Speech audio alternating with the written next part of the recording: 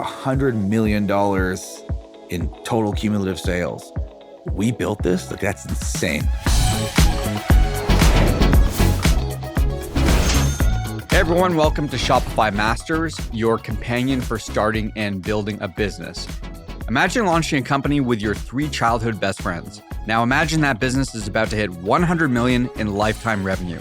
Dan Demsky is one of the co-founders and the current CEO of Unbound Merino. I just had to make the decision that I was going to go all in and live on fumes. I, in my heart of hearts, knew this thing can and should work. 100% superfine merino wool and elevated designs you can wear over and over again without worrying about wear and tear. There's a million places to buy a t-shirt, but ours helps you pack light. It was a message that we thought was powerful enough to stand above the rest. 30% of customers return within the first month to buy more, and they've just scratched the surface in women's apparel. Dan, great to have you on the show today. Thank you. You and your 2 other co-founders are friends. You're best friends. In fact, you've been best friends since high school?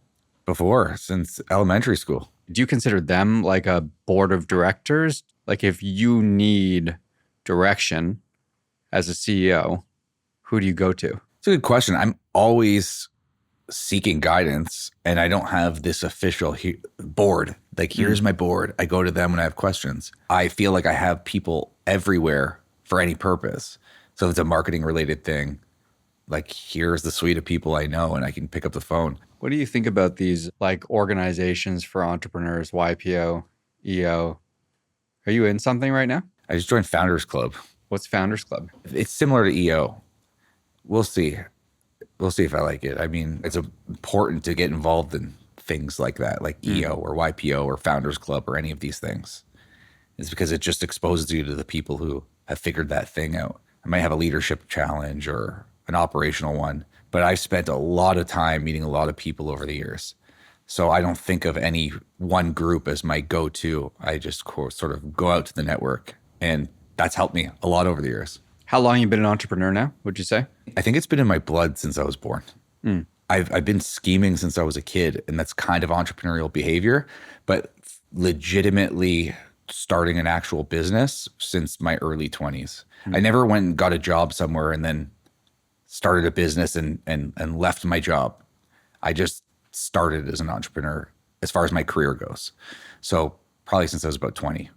You know, you began as an entrepreneur in your 20s. Were you in university? Is this like post-university? And were you doing well in school? Was school not a fit for you? I never did that well in school. I had moments where I did well. It's interesting. Looking back, it's like sometimes I'd get really, really excited by a subject and I'd do really well that semester. And I think that's a pretty surefire sign of ADD. If I was into it, or ADHD, I was really into it. But if I wasn't engaged, I was lousy and I was a C student. So I didn't even get into university. But I was pretty heartbroken that I didn't get into university because I felt like a failure. And I spent that year working, trying to save a little bit of money, didn't really save much. And I thought, I'm going to go back into school. And I went and I did a joint program with Seneca and York University. I lasted a semester being interested. Then I did one more semester where I started to become disinterested. But all the while I was doing all these little side projects and hustles. And I started my first business kind of inadvertently. Me and my best friend, Justin, were doing a bunch of video production stuff. And we loved it. And we got really good at it. So we started doing these little projects for $100 or $200. And then it grew to $500. And then we got really busy because we were working really hard. We'd shoot the videos. We'd spend all night editing. We'd really cared about what we were delivering. So people told other people about us. And the phone kept ringing. And then we needed to start hiring help because we had so much work to do that we couldn't handle it all ourselves. So I was running this out of my mom's basement with Justin. And then we brought our friend Andrew in, and Andrew started working with us. And then we brought more people in, and all of a sudden this little operation was happening in my mom's basement. And it was never like we went out with the intent of starting a business.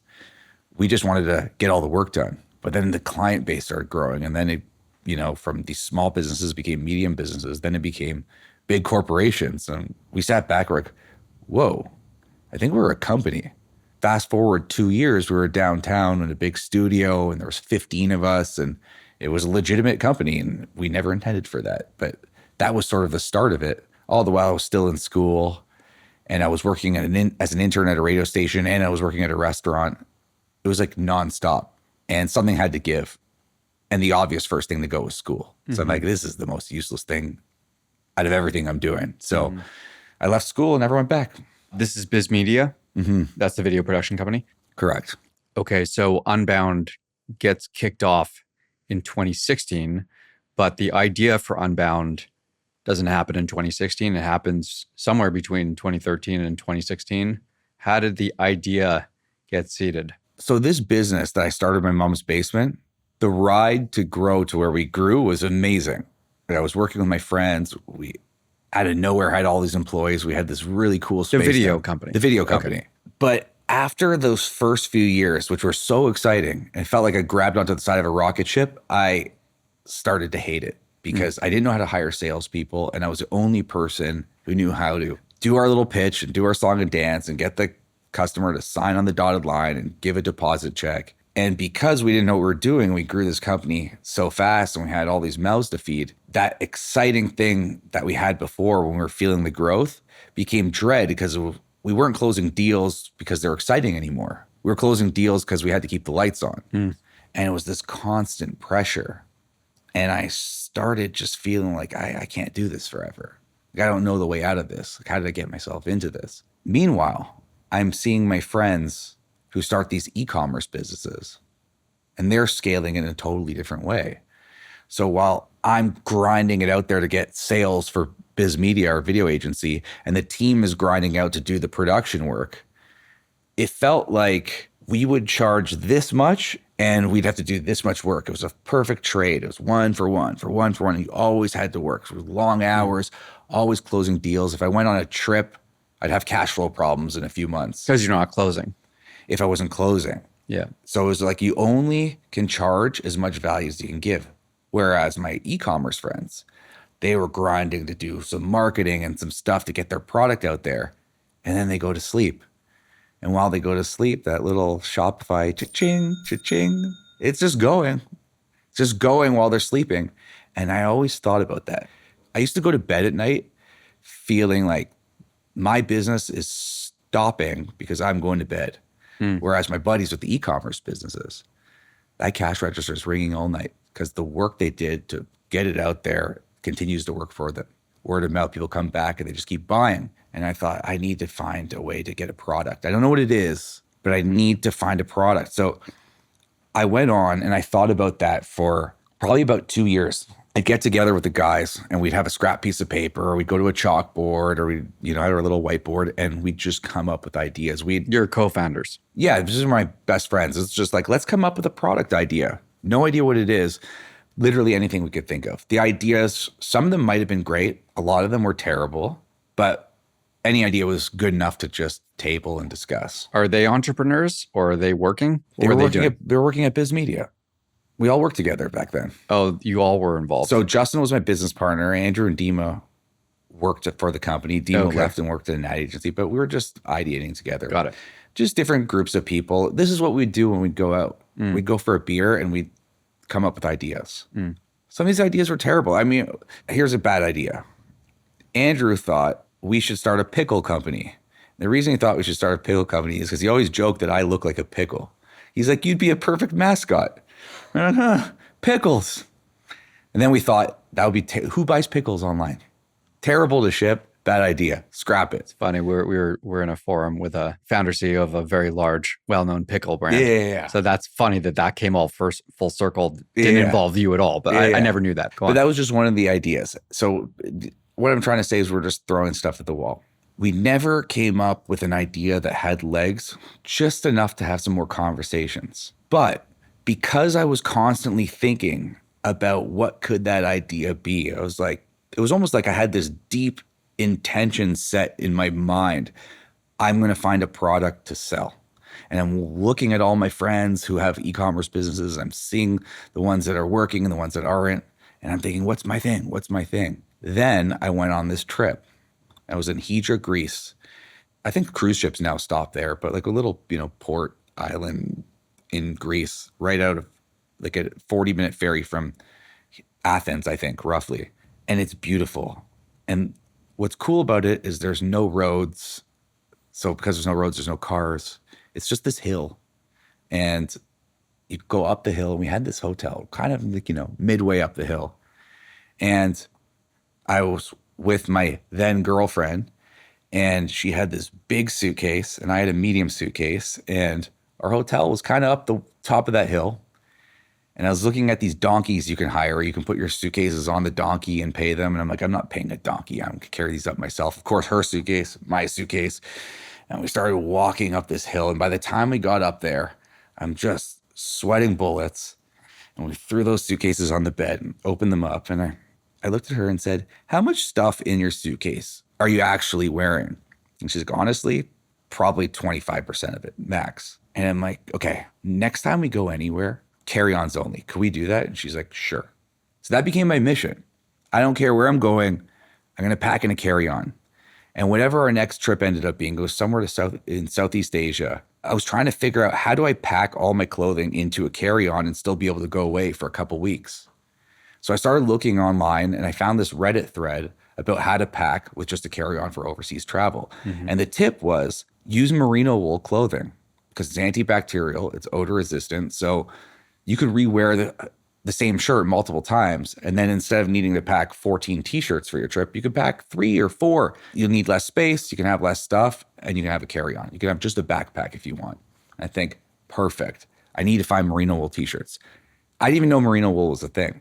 So where I lived in Toronto at the time was right near all the stores where you can get merino wool, like all the outfitters, like the backpacking outfitters kind of stores, Mech, Patagonia. And I started going around trying to find merino wool t-shirts. And I'll never forget the first merino wool t-shirt I touched. I went to the rack and I asked, I said, where's the merino wool t-shirts? They said, oh, there's a whole section over there. And I grabbed this t-shirt, and there was a timber wolf on it, howling at the moon, and it said, live free. And it was like $100. When you're back in school, there's like a lost and found box. Yeah, it was in that box. It was there. They just took it out and they're saying $100. Totally hideous. No one wants it. Yeah, it's like, I'm like, who's buying this?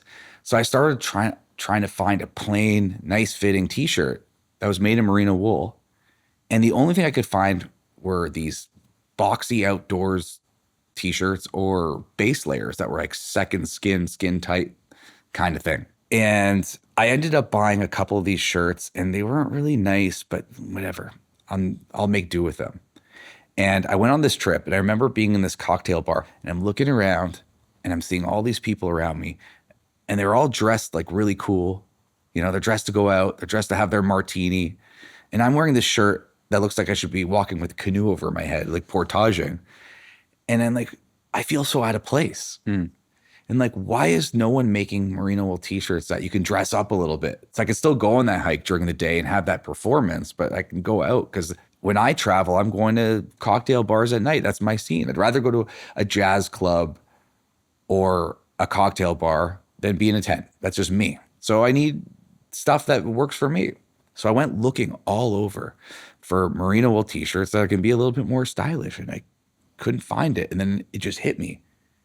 I've been spending the last 2 years trying to find a product to sell. This is it. Because if Unbound Merino existed when I was looking, I would just be a customer. Right. So I thought there has to be more people out there like me. So you go back to Justin, Andrew, Dima with this idea. And are they as excited as you are about it? Well, this was an interesting part of my life because I had my first business with my best friend, Justin. And the other guys worked in the company. And we were all planning on like, let's come up with another idea. But Justin didn't want to do it because he had a new mortgage and he had a new baby. And I'm like, hey, let's blow it all up and start from scratch. That made sense for me at the time. For him, it's like, I can't do that. And I realized, I'm like, I can't do this with him because he wanted to stay and continue to service the clients of Biz Media, which made perfect sense. He had a family now. And I'm like, I want to go all in on something. So in the ideation stage, we were all just talking about it. But when it came down to actually building this thing and trying to make it a business, I had to make the choice, well, I need to do this with people who want to go all in on something. And Andrew and Dima, my business partners, this is what we've done forever. We were always scheming. We used to go to fish concerts and make t-shirts and sell them in the parking lot to get from one show to the other. Like it wasn't like a hard pitch to be like, hey, you want to try this thing? It was just, hey, here's an idea. Let's put our energy into it. I was like, yeah, let's do it. There was never this, hey, let's go start a business. It was just this project. Do you want to give it a shot? Yeah, let's give it a shot. So you all go, as you point out, all in. Does that mean you incubate this company, you decide you're going to do this crowdfunding campaign, which is inning one, right? And that is the first chapter? Like this is 2016, at least the crowdfunding campaign, if I got my timeline right, on Indiegogo happens in 2016. Is that where this thing starts to become an actual brand, an actual company? Well, when we had the idea, and the reason we decided to do the crowdfunding campaign is because we didn't really have a lot of time. We had no capital of our own to be able to put into this thing. Barely had energy. Crowdfunding campaign worked perfectly for us because it allowed us to sort of work on this thing as a side hustle while we still ran Biz Media. So we would work on it every Friday night for a year and a half, where we had to figure out, how do we source manufacturing? What is this brand going to be called? How are we going to get photography for it? How do we make a prototype? All this stuff. Like, it was a blank slate. We had no idea how to do any of this. But the crowdfunding campaign gave us the framework to be able to figure out what the brand is, what the value proposition is, and how we pitch it, and what the copywriting is going to be, what the photography and design is going to look like. But also, we had to go figure out how to get an actual prototype. So we had to source manufacturing. So we were able to sort of just meet up every Friday night. And it was only once a week because we had other jobs and other businesses. And Dima just had a baby. So he had, responsibilities there with his family. So we had to wait until his babies went to bed, and we'd show up at his house every Friday at like 8 p.m. or whatever time it was. And we'd work until we were either too tired or we had too much whiskey, once a week for a year and a half, until the crowdfunding campaign was done. And our goal with the crowdfunding campaign was just, do we have product market fit? This is the way I looked at it. This thing's either going to work and we'll have made our dream business, or it won't, and I'll have a box of prototype t-shirts that I wanted anyway. I'm like, this is win-win. I'm getting my t-shirts, or I'm getting this whole business. It's enough to take a step. I'm like, I didn't even care if it failed, because at least I tried. I kid you not, and I'm not just saying this because I'm on the Shopify Masters podcast. If it didn't work, I was going to go apply for a job. And I'm like, I think I could convince Shopify to hire me. It's the only place I'd want to work. I don't even have a resume, but I'm like, I'm going to go get a job if this doesn't work. So this is like my Hail Mary. This is going to work, or I'm done with entrepreneurship. I think at the time when you guys launched the crowdfunding campaign on Indiegogo, you set a goal of something like 30 grand, was it, to raise, right? Is that right? Mm-hmm. And then you do what? Like 400. Like 400. Yeah. So you 10x, but yet you somewhat lacked the confidence to say to yourselves, like, this is a smashing success. No, I don't think I did. I mean, I had another business. I had to figure out what was going to happen there. And there was a moment in which I decided, okay, I'm just going to go all in. Now, I was in my 30s and I'm starting from scratch. This new business, I mean, we did 400 grand in our crowdfunding campaign, but it didn't have money for me to draw a salary. Like, I went into inventory and trying to get this thing started. All the money went back in for a long period of time. I just had to make the decision that I was going to go all in and live on fumes. In that era of my life, I was going to the grocery store and checking my bank account before I went to make sure, like, I knew how much money I could spend on groceries. Like, I evaporated my savings and I started from scratch. Now, it sounds like, ooh, like, oh, that's intense. At the time, I'm like, no, this is perfect. It didn't even faze me. But I had to make the decision that I'm going all in on this. And I had to say to my best friend, who was my business partner, like, I'm going here now. Mm-hmm. And, you can have this company. I didn't sell it. I didn't want anything from it. In fact, we even had some lingering debts that we had to pay together. So I'm like, we'll clean this up and I'm just going to go start this thing. And I was in the worst financial situation of my life, completely happy. That's the way my brain works. I'm like, I, in my heart of hearts, knew this thing can and should work. Mm-hmm. So just give it all I can. But I did have this transition period where I had to figure out, what am I doing with all these other projects? when I went all in, it continues to this day to feel like I always have so much to do and so much purpose, and I'm so in it and having fun. But I don't know. I just love this stuff. So it was really exciting for me to go all in. It didn't matter about the money. How did you source the products? How did you source your supplier? When we first started, we had no idea how to do this. And we found our supplier as an Alibaba. And I remember looking at just like endless amounts of suppliers, and they say they do everything. So I type in merino wool and you can see all of them do merino wool. And I'm like, you don't know who's lying and who isn't. So I remember having this questionnaire that asked everything that I could ask to sort of qualify if they might be a supplier that could work with us, including like obvious questions like, what are your minimum order quantities? And we didn't even know what our order quantities would be because we didn't even have a crowdfunding campaign yet. So if they said 10,000 pieces, I'm like, we can't work with them. But if they said 500, we thought maybe we can. And we sent probably, no joke, 500 inquiries on Alibaba. And from that, let's say 100 got back to us. And from those 100, maybe 20 seemed like we could even talk to them because maybe we could meet their minimum order quantities, or there didn't seem to be a language barrier we couldn't deal with, or whatever it was. And from those 20 that we started talking to, 5 of them we really liked, and we got samples. From those 5, 3 of them seemed good, and we ended up working with 2 of them. One of them, which we still work with today, that was our main supplier. And we didn't know any of the steps on how you make sure that you get quality. We were so paranoid that we were going to mess it up because you hear a lot of horror stories. Mm-hmm. You put in your order and then it doesn't come to spec, or it's lower quality and then you're screwed and then you're out of business. So we were paranoid. So we told them, when production happens, we're going to be on the production floor. And this was in China. So we're going to be there. Is that okay? And this and that. And we constantly communicated. And we did. We showed up.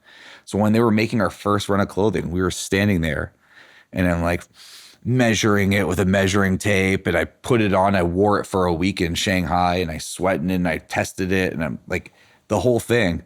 It's funny looking back because if you see how QA is actually done, it's incredibly comprehensive. Like they do pages and pages of testing and cutting and weighing and all this stuff. And we're just these dummies in there with like a measuring tape, and they're probably looking at us like these guys have no idea what they're doing. But we were there and we got to become friends with them. And I think being friends with them made it so they wanted to see us win. We're actually friends with them. Like we got invited to their family weddings. Wow. So our paranoia forced us to go and meet these people. And I think that initial relationship was like a safeguard for us to make sure we got quality. What was the positioning of the brand early on in 2016? Was it for travelers? Was it a fashion brand? Like, what was it? We sell a benefit. The benefit is that you will be able to be more free and more spontaneous when you travel because you'll have less stuff. And that is always the primary focus of our messaging and our marketing, more so than like cool stuff. Like we're not a fashion brand. People say, hey, here's Dan, he's a founder of a fashion brand. And every time I hear that, I'm like, no, I'm not. Like, this is a tool for me. Because for me, I'm like, I want to have nice clothing, but I don't need to be on trend. I don't need to know what's happening in fashion. I'm like, I just want a great t-shirt that's made of the best material with the best fit that works for me. It serves the purpose that I need. And that could be for travel, but also just regular life. But we kept the niche of travel because it's so easy to communicate. Here's why you buy our stuff. I mean, there's a million places to buy a t-shirt, but ours helps you pack light. It was a message that we thought was powerful enough to stand above the rest in a red ocean of apparel companies. The first slogan was pack less, travel more. Pack right? Less, experience more. Experience more. And that's what's really at the core of what we stand for. We sell t-shirts and other clothing, but we're a t-shirt brand. And we've always looked at ourselves as selling freedom and experience, or the ability to focus on what matters. Like that's at the core of what we are. It's in the name. Unbound of like your stuff so you could be free. You know, the whole business model is built on the same principle of like, that's why we're remote. It's like we want to be able to live how we want to live. And that's the spirit of Unbound. And then you have this hiccup, which is COVID. It feels like it's a travel-oriented brand. At least that feels like the first version of the positioning, and then the pandemic hits and you have to reposition Unbound as something else. When you have a travel product, I guess the worst thing that could happen is a global travel ban. It was kind of insane. I was like, whoa, we didn't put this on our threats and our SWOT analysis. It sort of blindsided us. And our sales did dry up immediately. Yeah. So we were growing so fast then that I think we started to get a little lax with how we were spending, like hiring coaches. And like, it's like, because we kept growing. So we felt like, let's just keep layering on whatever we need to do to fuel this growth. And then all of a sudden when the sales dried up, we're like, whoa, stop. All superfluous spending, like let's like comb through this. Let's like get rid of everything and just be as lean as we can, because we started to realize we have no idea how long this thing is going to last. And like the survival of our business relied on it. So we had all of this advertising that we set up and all this marketing and all of this website copy, and the whole positioning was, we help you pack less so you can experience more. Now this messaging is useless. The meta advertising algorithms were all based around stuff that worked for travel ads. All useless. All of our best ads don't work. Nothing works. And our sales just tanked. And we felt like we had to go into the war room and figure out like how do you deal with this? We cut out like as much of the superfluous spending as we could. And we just focused our energy on this slight pivot to focusing on the features of the clothing instead, like how comfortable it is and breathable and anything that didn't really relate to travel, but it's like the thing before the benefit. There's a whole sales thing where it says features, advantages, benefits. So the features are just like, it's a t-shirt, it's this weight, it's this color or whatever. And the advantages are, well, it's antibacterial and it's odor resistant. And then the benefits are you can pack less stuff and you'll live freer. That's the stuff you want to sell on because people can put themselves, they can envision their lives with those benefits. And we always sold on benefits, and we're like, now we're going to sell on features for a bit. And that was a really weird time for all businesses, because while if you're in the travel business, everything is sinking. However, if you're in the e-commerce business, everything was growing. So more people were buying stuff online, but they weren't buying travel stuff. So we had this kind of weak messaging, but so many people were buying stuff online that we were able to kind of stay afloat. And we were used to this huge explosive growth from year one. But when COVID hit, at the end of that year, we grew 1%. And I remember looking at that and thinking, we grew. I don't care it's 1%. Like if this was under normal circumstances, that growth rate would be abysmal compared to what we were used to. We were growing over 100% every year since we started the company. And now 1%, I'm like, you know what? I'll take it. We looked at that as a win, and I think it almost helped make our business better and more bulletproof, because we realized we don't need to spend on all these things we were spending on. We could be smarter and leaner, and that carried into the years ahead. We'll do 60 million this year. 60 million. Yeah. Which in and of itself is insane in under a decade. So in 9 years. And what's interesting about your business, and you're talking about Meta, and you were very early to Meta, I'd say very early to paid ads there. And we're investing there in terms of customer acquisition and growth. And yet that still remains the predominant channel. We're spending more than $20,000 a day on Meta. A day. So in a way, what I find interesting is, yes, you had these challenges and these bumps in the road, but by and large, the business has still continued to grow at this steady clip. And in terms of, so the general foundation of the business is the same. It's still e-com, it's still D2C. Most of your customers are coming through Meta. Do you feel like there's a certain consistency to your strategy that you've held to that's responsible for the success that you've had? We're always looking for new opportunities in marketing. So it's not just Meta. Meta is just the biggest spend by far, and it's done the most for us, and we figured it out the most. We had a huge period where Meta was kind of flatlined. It still was pretty significant for us, but we weren't increasing the spend. And again, these entrepreneur communities I'm involved in, you end up meeting people who are like what are you doing? Like, you could be doing so much more here. You should be doing more creative. And let me show you how this company is doing it. And I just learned things along the way. So with Meta, we just tinkered and tried to figure out how can we continue to add more ad spend while maintaining a good return on ad spend, ROAS. And our ROAS was high. It was like over 4. So I'm like, we should just spend more. Like, if we break even on the first purchase, I think that's worth it because the customers come back. We know that. With a 4 ROAS, we're quite profitable on the first purchase. I'm like, just keep scaling. Keep scaling until it's break even. So we slowly start scaling, adding more creative, finding winners. And we just ended up figuring out this system where, like, by adding more and more ads and making more iterations of the winning ads and killing the loser ads and just really staying on top of it, we can just add a little bit of budget every week. So we do 1.5% every single week we add. And our ROAS has never dipped below 3. Like, it just keeps going. So the challenges become like projecting how much are we going to sell and making sure we have the right inventory and all the inventory planning. But that kept just growing, and we sort of figured that out with a really good system. All the while, we're still trying. TikTok, Google's really good for us. Influencer and affiliate. Some of these with pretty good success. They're not as big as Meta, but pretty successful. And some of them we're terrible at. We're terrible at TikTok. And we laugh every quarter. We're like, all right, what's our TikTok strategy? Because we just keep throwing money at it. We can't figure it out. But the way I look at marketing is like you're walking down like a hallway with a million doors. There's a million opportunities, and you kind of got to just nudge the door open with your foot. See, is something in there? Nope. Just keep going. You have to never stop trying. And sometimes if you just keep doing that, you open a door and you're like, boom, here it is. Some amazing insider opportunity or win. And we're always just constantly trying new things. So Meta, we've unlocked and figured out how to scale it. And that's a huge part of our business now. But we don't rest on our laurels because, sometimes the algorithm stops working for a bit. We can't have all our eggs in that basket. So we're always looking.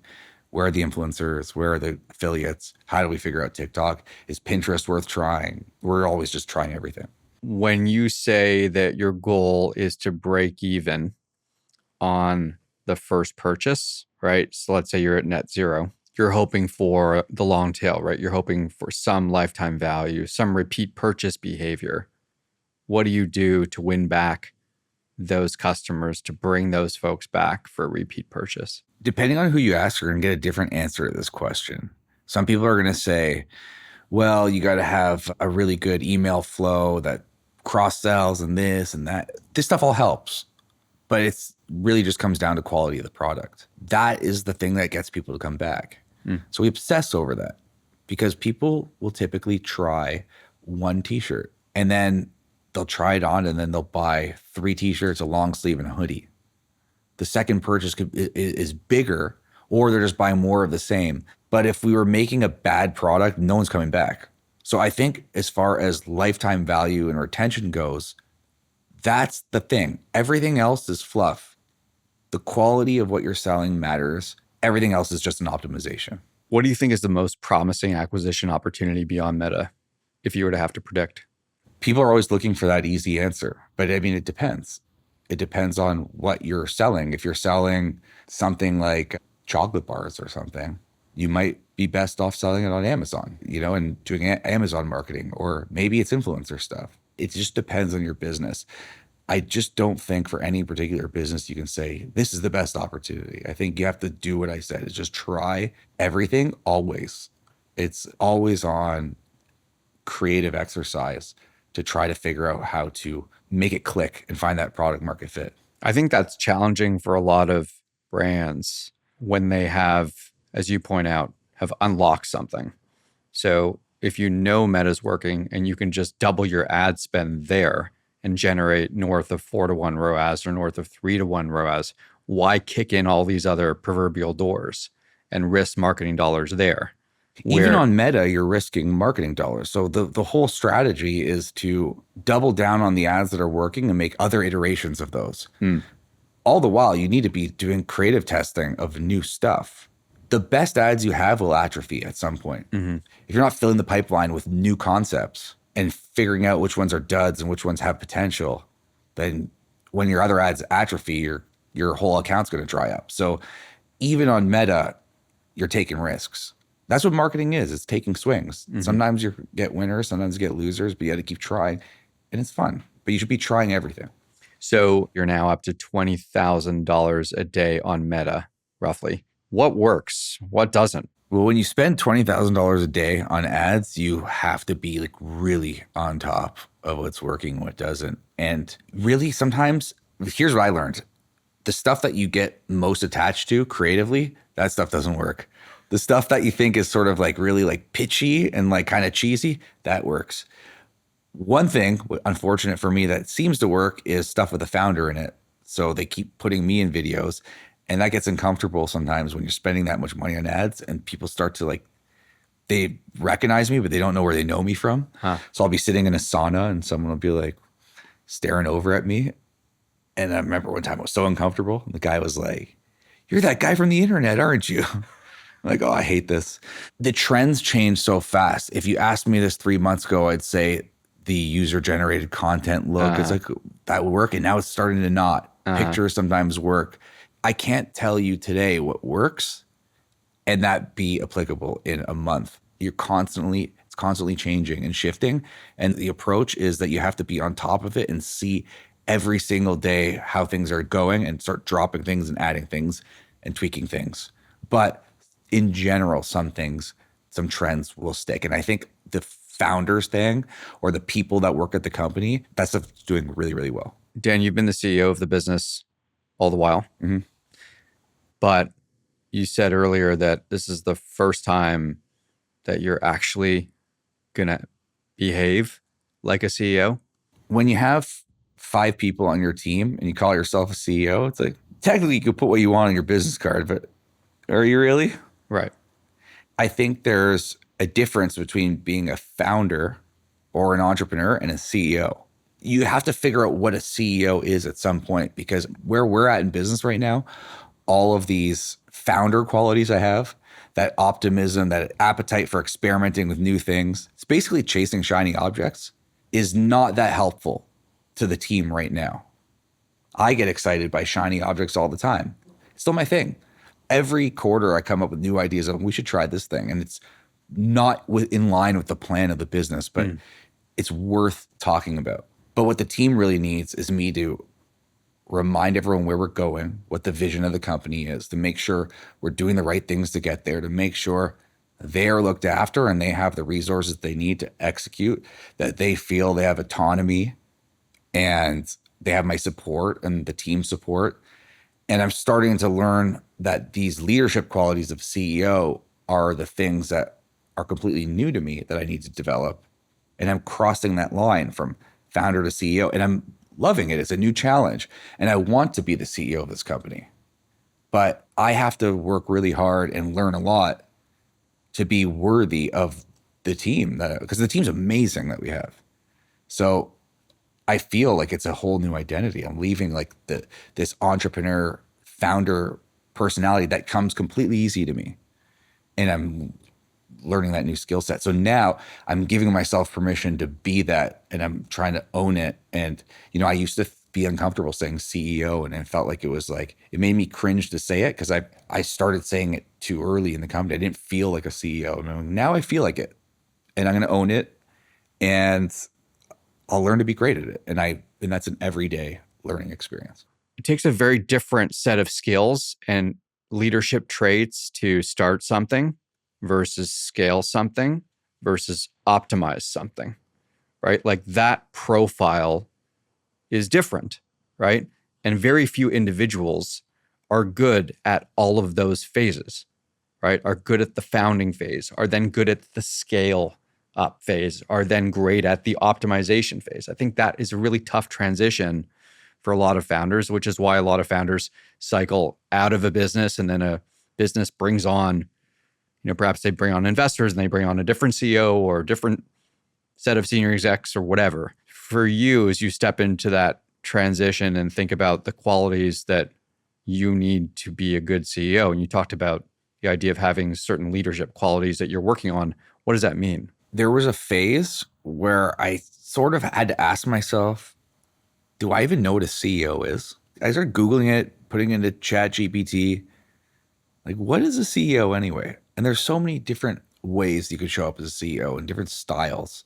Some are very operational, some are very marketing heavy. I really just wanted to figure out, like, what does a good CEO look like? What would I have to be for the people on my team to talk about me when I'm not there and be like, our CEO he's awesome. Like, he established like the best culture in which we can work and thrive. And I remember we sat down with our VP product, who I think is one of the most talented people I've ever met. In one of our first one-on-ones, I asked her, I said, basically what I just said to you. I'm like, what would it take for you to think I'm a great CEO? Because I'm going to be honest with you, I don't even know what I'm supposed to do. And she's like, it's this. It's just, you give the time to like hear me out and talk, and you want me to thrive. I don't micromanage. I have a lot of trust in the people. I feel like it's very important to give people autonomy and the feeling like they can make their own decisions and they can make mistakes. I get out of the way. I prefer it that way. Some people say it's hard for the founder to let go of the work. I take it. I don't want it. You do it. I hire people who are better than me at the thing. Well, who am I to say, like, no, this is how you should make clothes, to a person who's done it for 20 years for all these amazing brands? I just know what our brand's supposed to be. So what I've come to realize is I just need to make sure that I'm fostering a culture where people feel like they know this is what our brand is, and you have autonomy in helping us achieve whatever these things are, and do your work, do your best work here. We'll support it. And getting out of the way and just knowing that I should stay out of the way almost all the time, but know those times when I should go in there and help and be of assistance. It's just this process. I'm just learning day by day by day. There's always a zillion things to do. But one of the things I realize that is the most valuable is just being present, not overbearing, just there, checking in, giving praise where it's actually due, and making sure the strategy is really tight. Like, we know where we're headed, what we need to do this year as far as like things we need to accomplish, metrics we need to hit, and then just asking the questions. Are we on track? Are we going to do this? How are we going to do this? Cool. That sounds like a great plan. Just being, I think I'm partly a cheerleader. Just like, this is great. And I mean it though. Like, I really just, I see the team around me. I'm like, this is amazing. And I think that's the one thing that I have done really well. My partners have also done really well, is we are thrilled to let people just do everything on their own without getting in their way. Over the course of the company's life cycle, you will have done cumulatively roughly 100 million in revenue. You'll do 60 million in top line revenue this year alone. And a very large percentage of that 60 million, north of 50% or something like that's coming from women only. Yeah. 2 years ago, we launched women's and it surpassed men's already. How? Well, first of all, women buy a lot more stuff. That's the true answer. We had so many women customers before we had women's clothing because they were buying the stuff for their husbands, boyfriends, sons, right, etc. Mm-hmm. And we're getting all these emails saying, where's women's clothing? Where's women's? So that was why we did it. We kept getting emails. We kept getting Instagram comments, Instagram DMs, constantly saying, where's the women's line? I'm like, guys, clearly there's a demand here. Let's take a stab at this. And then it's just a matter of getting it right. But once it was there, just like launching our Shopify store, we had sales right away because we already had the crowdfunding campaign behind us. So there was like a bit of word of mouth that existed. Once we launched, it was off to the races, and it just took a life of its own. It wasn't hard to get into that market. It was obvious that the market was ready for it because they were telling us. Do you look back and say, why didn't we do this, I don't know, 5, 6, 7 years ago? I never thought of that, to be honest. I think we did it at the time when we were ready to do it. I mean, of course I could say, oh, we should have gone in earlier. We'd have made more money faster, but it's just like, the truth of the matter is we were designing this stuff ourselves with the help of a couple freelancers here and there because I was the core customer. I'm making it for me. This is obvious. T-shirts. The next thing we needed to make, hoodies, long sleeve T-shirts. I knew intuitively what needed to come next, but it was also not that hard to figure out. T-shirt, long sleeve T-shirt, hoodie. And I know how I want it to look. I know how I want it to fit. It was easy. When it gets into women's clothing, I don't know. Like, I can't honestly say I know what the fit should be, the styles should be. It's like I know who our consumer is, I know what the use case is, but I'm not arrogant enough to think, oh, don't worry, I know what this is supposed to be. I knew I didn't know. So when we started making women's clothing, we needed to lean on a designer our choice was a woman who we felt understood, I guess, the ethos of our brand and the aesthetic of our brand, and lean on them. And so it was, first it was a part-time contractor that helped us, and then getting into having full-time designers on our team and building a design team. But once we were able to afford having that team in place, that's when the women's line took off, because we had brilliant women designers who knew how to take our brand and design for the woman in mind. And they lead the vision now. We've been putting this money into marketing and into our product development for so long that more and more and more people know us, more and more people have bought from us. And the more people that have bought from you and want to come back, there's just more people coming back, more people telling their friends. It's just more and more and more. So it's just, I feel like we've sort of hit this like exponential blast in the past year.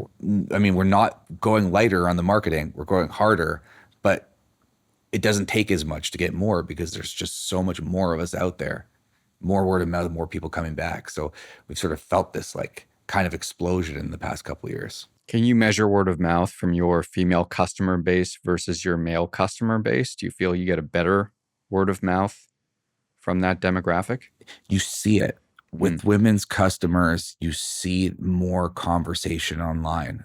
I get alerts on Google from when people mention Unbound Merino anywhere. And I've noticed in the past couple of years, the frequency of Reddit conversations about our brand are way up, and they're all women's clothing. Men talk less about this stuff in general, at least from my vantage point, but I see it. And also, if you think about people who are social media influencer types or like to share the things that they bought, women seem to do it more than men. So I think there's a little bit more of a conversation around stuff with our women customers that I'm noticing. I mean, this is not something I can measure with actual numbers or data. I'm just telling you, I do see it. It's very clear to me and very obvious. So that probably contributes a ton to it. The 100 million number, to me, it makes my brain explode. It's so insane to me. And I feel like you're the type of person that regardless of whether the company is doing 60 million, 100 million, 500 million, you're still the same guy. Like, how has this changed you? Has it changed you? Zero, unless I'm delusional. But sometimes I sit there. I had this moment 2 days ago. We had this amazing meeting in our warehouse with our head of product, and we're looking at actual first samples of all the stuff that's coming out in the next year and a half. And I couldn't even believe this was our brand. And as I was looking around this team and how organized it was and how unbelievable this product was, it hit me. I'm like, we built this? Like, that's insane. I was humbled by how unreal the stuff I was seeing around me was.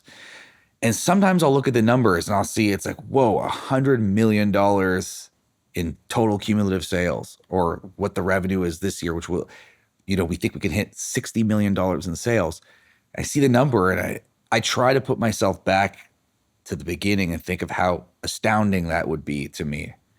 And it feels insane sometimes when I stop and actually think about it. But the day-to-day feels normal to me because it's still the same. I'm still just calling up Dima. Like, Dima is my business partner. He lives across the street. I see him every day. We go for coffee. We talk about the business. It's no different than when we first started and the revenue was a fraction of what it is now. It's just buddies solving problems and hanging out and having fun. And now it's gotten bigger.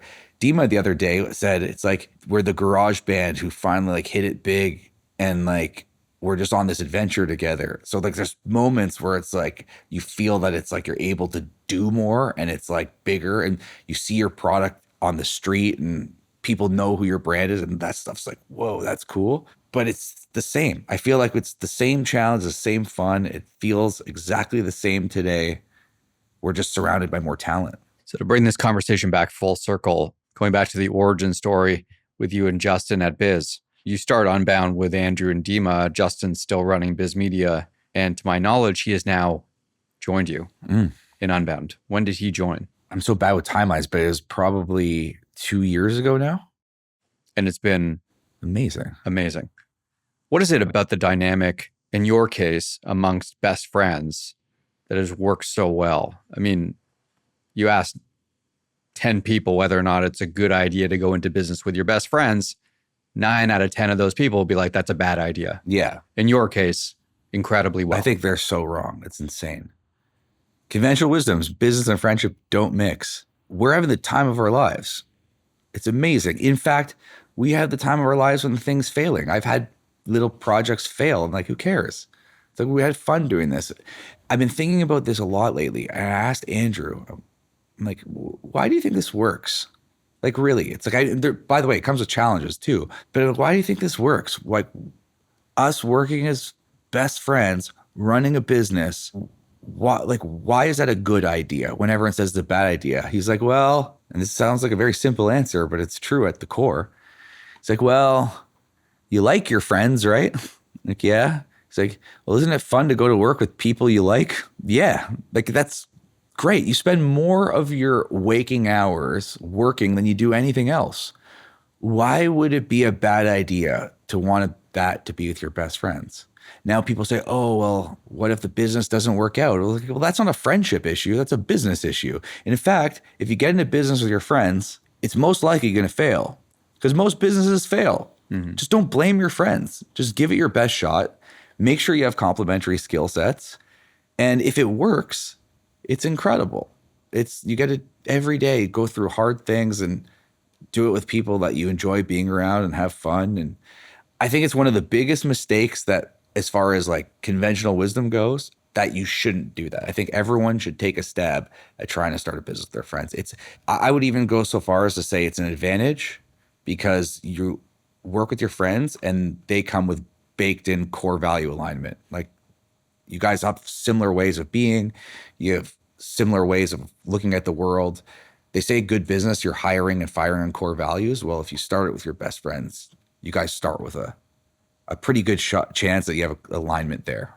What's next for you guys? What's next for the brand? We're at the stage where some people think of, whoa, should we be building this thing to sell?